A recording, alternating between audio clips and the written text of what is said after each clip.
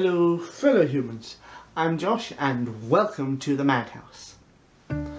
Today is a bit of an angry video. It's a rant and, well, it would be a coffee and a chat if I actually had any decent coffee in, so. On Sunday night, I believe that was the 4th of October, I went to an event hosted by my university's feminist society called Speak Out, which is a big campaign that's done across the country and possibly around the world. I don't think so, I believe it started at Oxford, to try and raise awareness about various feminist issues. Things about gender equality, prejudice and sexual assault survival, all of that stuff.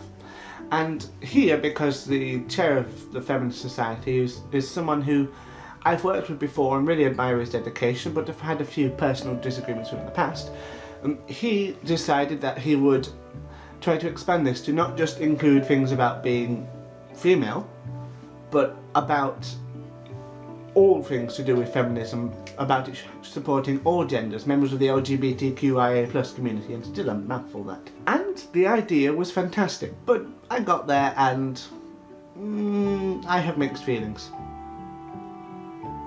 I mean, I was already having misgivings when I got to the front door of it, when they were scanning people's IDs to let them in so that they knew it would be safe, and there was a sign on the door saying, "This is a safe space. Don't come in if you hold any of these views."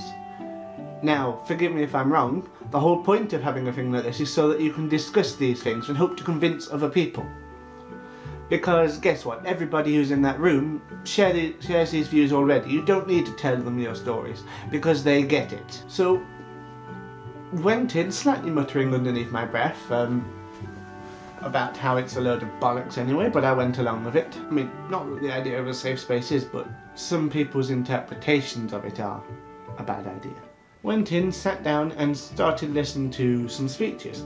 Now, some of them were apparently very moving, although to be honest I was not particularly touched by any of them.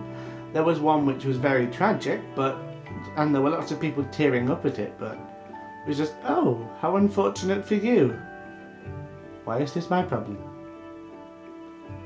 Not that it's not something I won't fight about, but rather, what good does it do me to sit there getting sentimental about someone else's problems? I don't do sentimentality. I find a problem, something that has to be dealt with, and then I go at it. Moping solves nothing.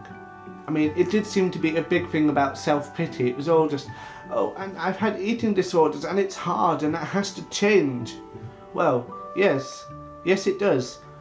Why not go out there and talk to various nutritionists, people who pressure people about body image, the media, instead of standing here in a lecture room telling a bunch of people who already know this. It doesn't help at all.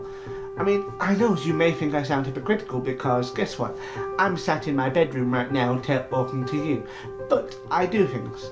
I am a member of the Feminist Society and I run various causes. I'm setting up a student green party and planning campaigns for it. I don't just talk, I do.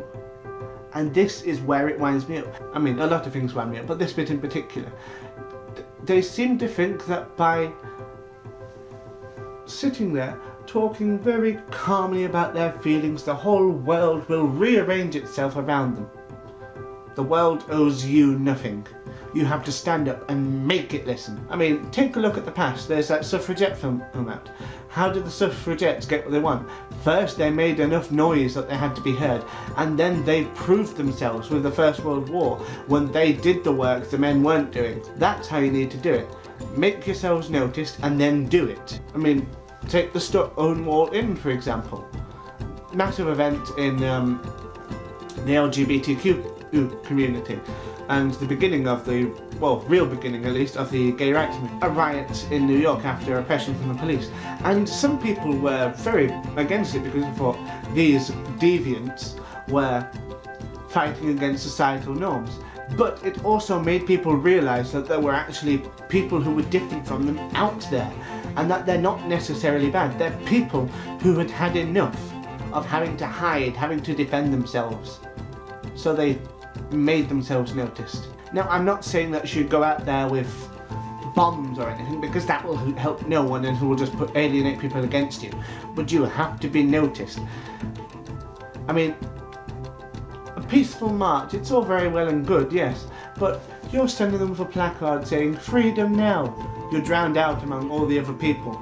You have to deal in individuals. Go out there, talk to people, talk to organisations, but you have to talk to the ones who disagree with you.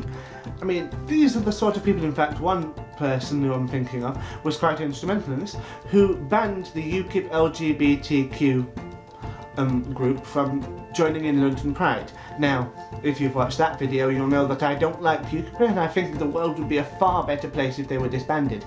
But by virtue of being LGBTQIA+, they had the right to be there. And by being there, they can see that there are people like them living quite happy lives without the self-loathing that they have. Or you can go to these bigots and show them who you are. Talk to them. I watched a video not so long ago about when Dustin Lance Black started talking about the importance of stories and how his friend's stories convinced his homophobic Mormon military mother that being gay was actually good and fine. By sharing individual stories, not by hiring out an auditorium. I do hope this video has made sense because, to be honest, my mind is in chaos right now. I've not been feeling very well and vertigo is a bitch. The room is visibly spinning and staring in the camera is actually quite difficult because it won't stay still. Until next time, I bid you goodbye.